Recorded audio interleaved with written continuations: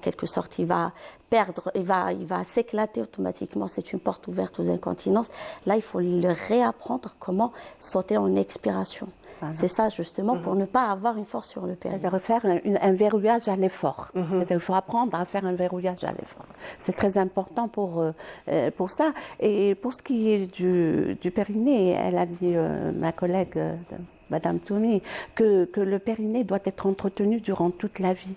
C'est-à-dire même durant toute la vie, même une femme ménopausée avec la sécheresse vaginale, avec la chute d'hormones, elle se retrouve dans un état, ce qu'on appelle l'atrophie.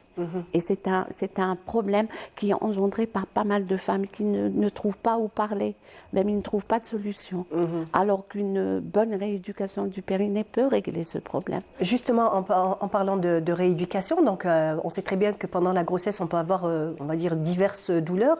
Donc, quels sont un petit peu les gestes ou les postures que vous préconisez un petit peu pour soulager, que ce soit les maux de dos ou autres? Bon, il y a d'abord, bien sûr, il faudrait faire un bilan. D'abord, un bilan diagnostique kinésithérapique pour comprendre d'où vient la douleur.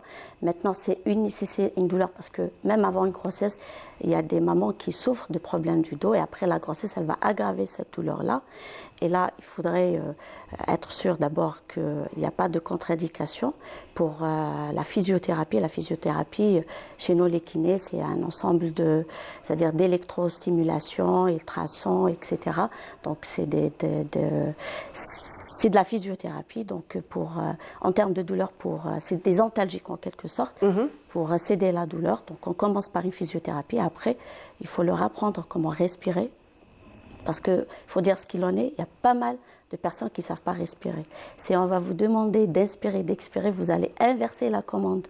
Donc il faudrait d'abord leur réapprendre la bonne respiration, comment respirer justement, et solliciter leur périnée justement, et faire des exercices d'étirement pour relâcher justement